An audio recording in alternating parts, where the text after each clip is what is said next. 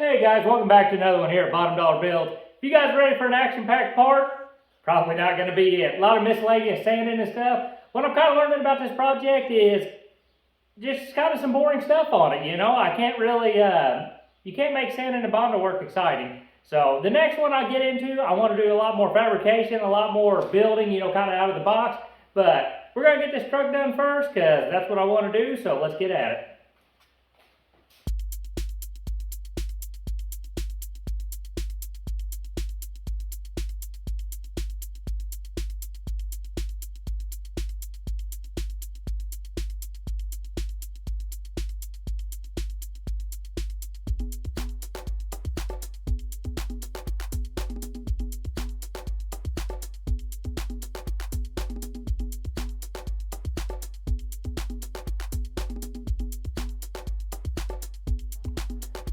Well, I'm not gonna lie, I cannot keep a smile off my face right now.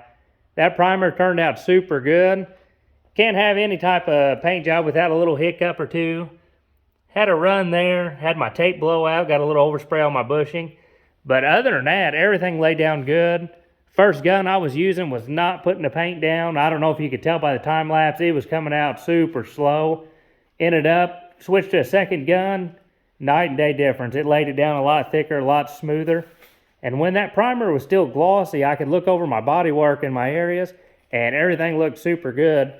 Or for my standards, I don't know. Somebody that paints cars for a living, they might be able to pick it apart a little bit, but I'm happy, and I tell you, see this much progress in such a short time, that's just going to keep me going on this thing.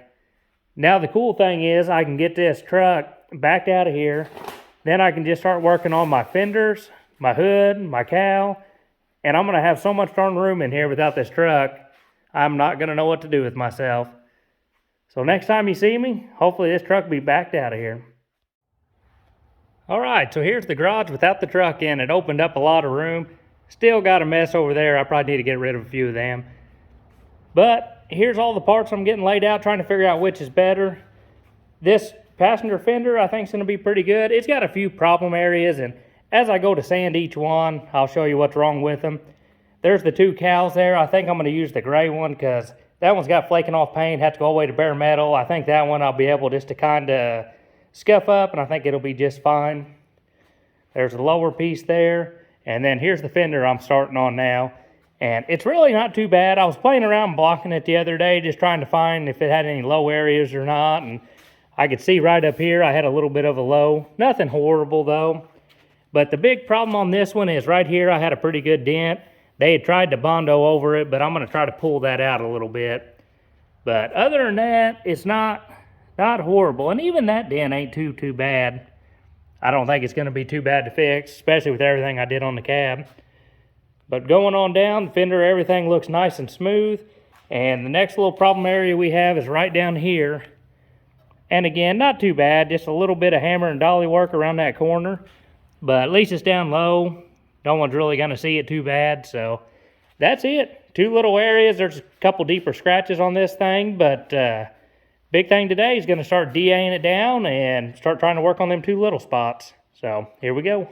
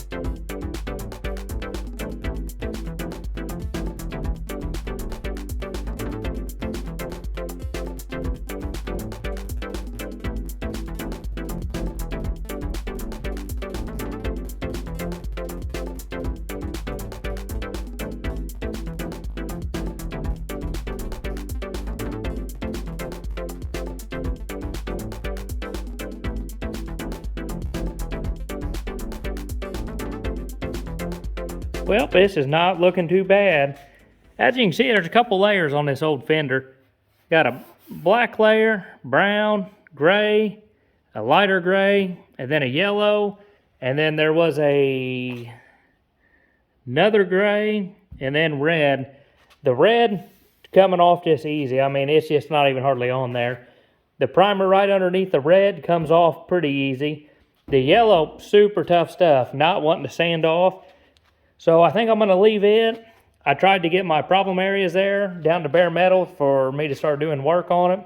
And anywhere I seen any nicks or anything, kind of like in here and here, them were little imperfections in the paint, nicks, and I took them all the way down till they were out. So I think I'm sitting pretty good on this.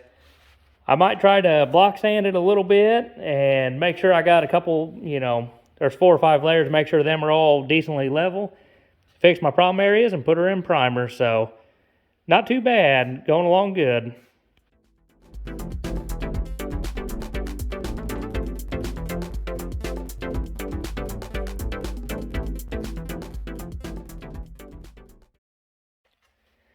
Well, you knew it was bound to happen. Somebody's been working on this before.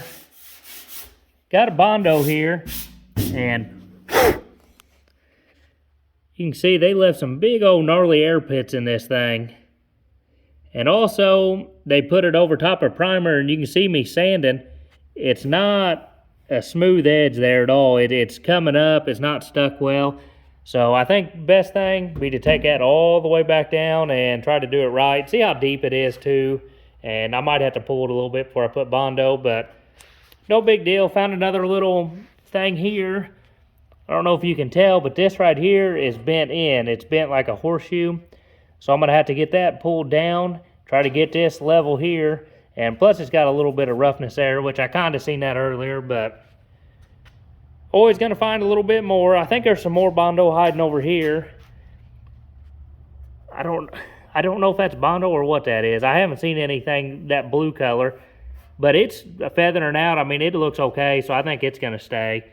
I don't think it's gonna hurt anything, so I'm gonna quit talking and get back to it.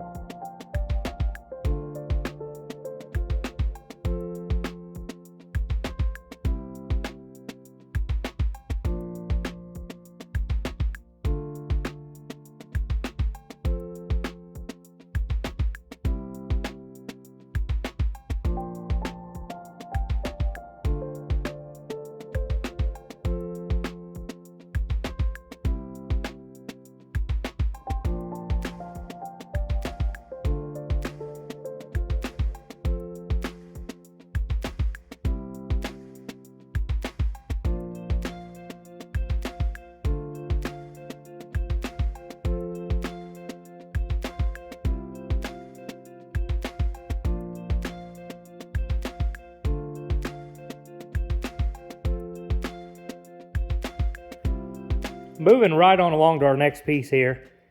As you can see, I got a little bit of rust on it. There's no dents, no dings, just a few places where the paint has came up on it and I got some rust.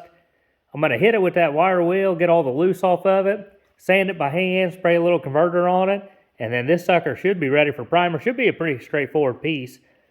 So, not too bad. I think with this fender over here, I found my perfect opportunity to buy my own stud gun. Some of these dents are just a little bit too deep to mud over. Actually, about every one of them are, or is. So, got to wait for a stud gun for it, but I got the outside of it prepped, inside of it prepped. There's a few little spots I got to hit by hand, but I'm going to do that whenever I start mudding on it. So, consider that one done for now. Starting on that one, and then just a few more over there, so let's keep at it. Never mind, I found some Bondo on this panel too. I would have never guessed that I would find it on this one, but there it is. Time to grind it out. Alrighty guys, we're back at it again. Picked up my new stud welder today. Don't have many body tools, so this thing ought to help out quite a bit. Borrowed one whenever I was doing the cab. Actually, I had a guy show me how to use one. And boy, I tell you what, it was slick. Yeah, I don't need that.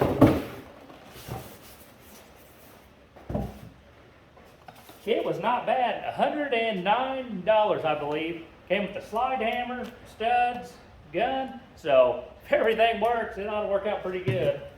Or be a pretty good deal anyway. So let's give her a whirl.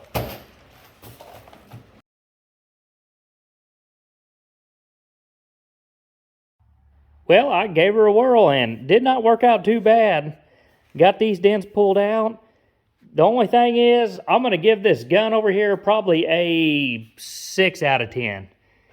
For some reason, this has got a ground to weld that, to spot weld the stud, and it does not want to make contact. A lot of times you put it down on the metal, and you got to sit there and kind of work that tip around before it makes connection. It'll spark and everything. I don't know, and it's good clean metal. I mean, that's ground all the way down to bare metal.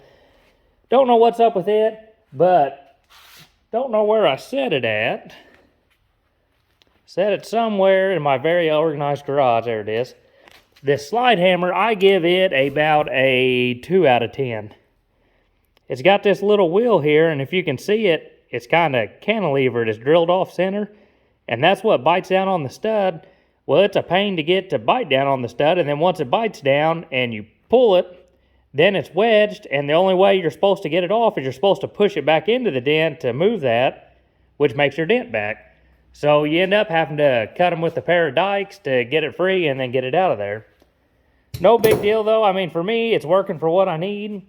I replaced that with a little bit better slide hammer. I think I'll be setting pretty good, but it's going to work good enough for these fenders, so I'm going to see if I can't pull a few more dents.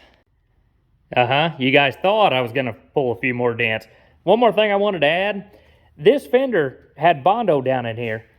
And if you look at this panel and the rest of the panels that was on this silver truck, everything seems original. It don't look like this truck's ever been resprayed. It looks, 100% untouched. So what I did, what any guy does, is I call his dad because he's way smarter than I am. And he said a lot of times coming from factory, they'll get a little, it had a crease here. That's a new dent. That was something that happened later on because it was dented with the paint on it. But the Bondo was down here, there was a crease. He said that stuff happens on the assembly line all the time, and they would touch it up with a little bit of Bondo before they sprayed the truck. And it makes sense because all this paint was original. I mean, I don't see how somebody could have blended it and made everything look that as good as what they did and everything match up. So, I don't know, pretty wild. Might have been what happened. So, now I'm going to pull some dents.